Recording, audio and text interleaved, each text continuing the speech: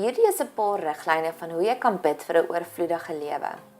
Waar het jy oorvloed nodig? Dalk meer liefde, dalk oorvloedige genesing, dalk 'n oorvloed van mense wat jou omring met hulle geloof, dalk oorvloedige besigheid of kliënte, dalk oorvloedige energie. Maar hierdie gebedsriglyne kan jou help om te bid vir die oorvloed in jou lewe van seëninge wat jy benodig. 1. Skielike deflasie, 2 Konings 7 vers 2. Ek verduidelik hierdie konsep van skielike deflasie baie deeglik in my video oor hoe om vir Suid-Afrika te bid. Ek sal die link hieronder plaas. Maar ons moet werklik leer hoe om ons seëninge te tel. Soms laat God vir ons manna neerreën vanuit die hemel. Soms laat God vir ons die kruik net vol bly met meel.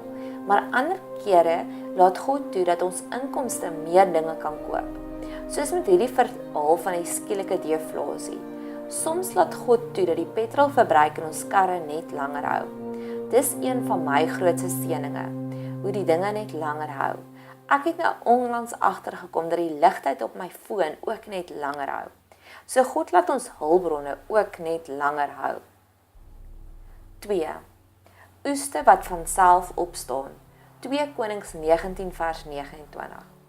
Die vyande van die Israeliete het hulle oes verwoes. Toe bid die koning Jesikaja vir God en God beloof vir hulle verlossing.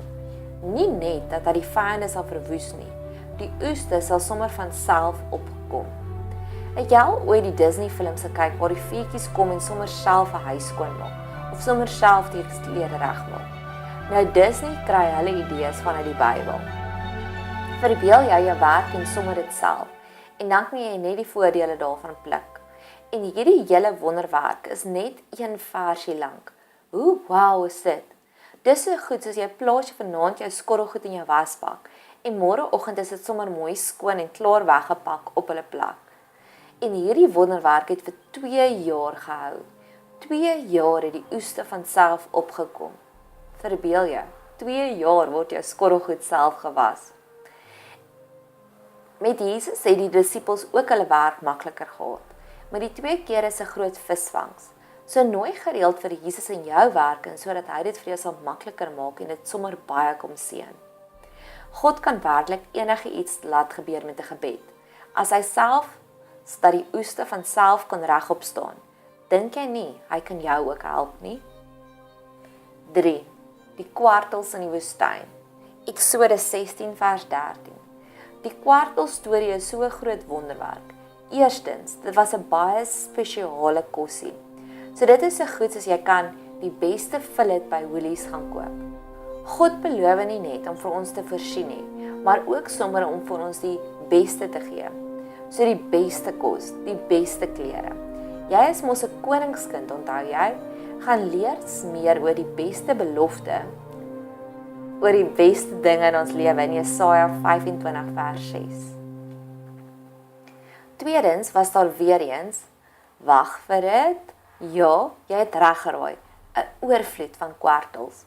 Daar was so baie dat die hele kamp het 2 el gelê vanaf die grond, volgens Numeri 11 vers 31. Dit is ongeveer 80 centimeter hoog, amper 'n hele meter hoë kwartels van die hele kamp vol gelê. Wat as jy jou vriende nooi om by jou te kom eet en jy gee vir hulle elkeen 'n 80 cm dik steak? Dis radikaal, nee. Daar was so veel volgens die volgende versie dat die persone wat die minste gekry het in die kamp sommer 10 hoopies kwartels kom bymekaar maak. 10 hoope kwartels. Nou dit is 'n oorvloed. Wat as ons begin bid, dat ons nie net ons eie gesin begin oorvloed kry nie, maar sommer dat almal in die hele omgewing soveel oorvloed kan kry. 4. Paddas, Eksodus 8 vers 7. Nog 'n storie van oorvloed, wat ook 'n tongue-in-the-cheek verhaal is die verhaal van die paddas. Binne 'n dag was daar 'n oorvloed van paddas. Die paddas was oral, in die baddens, in die badskottels, in die bakoonde. Kan jy dink hoeveel paddas moes dit gewees het? Ons het nou onlangs 'n muurplaag hier gehad in Pretoria. En daar was werklik 'n oorvloed van mure oral.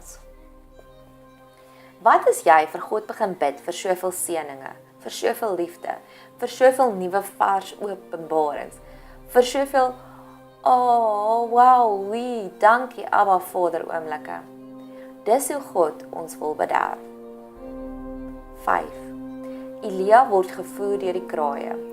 1 Konings 17 vers 6. Voëls wat vir Elia kos bring. Waar het die voëls die brood gekry en die vleis? Onthou daar was 'n hongersnood in die land. So dit is amper so baie komplekse wonderwerk soos die muntstuk in die visbek, waaroor ek gepraat het met die wonderwerke van Jesus. Ek sal die link hieronder plaas in die beskrywingsboks. God kan werklik enige kanaal gebruik om ons te seën, selfs diere. God het al soveel kere dinge gebruik vir verskeie redes, soos met die geval van Balaam, waar die donkie met hom gepraat het. En hierdie wonderwerk gebeur 2 keer op 'n dag, in die oggende en in die aande. En die kraaie kom na Elia toe. Weereens hoef Elia nie te gaan wegkruipertjie speel het met die kraaie om die kos te kry nie. God stuur sommer die kraaie na hom toe. Hoekom het die kraai nie self die kos geëet nie? Is dit dalk nog 'n voorbeeld dat God kan enige persoon verander? Die synige persoon wat selfs alles wil vat. Bid dat God die persoon ook sal verander soos hy die kraaie verander het. En nog 'n wonderwerk is die feit dat die wilde diere so mak was om by Elia te kom om vir hom kos te bring. Hoe wow is dit?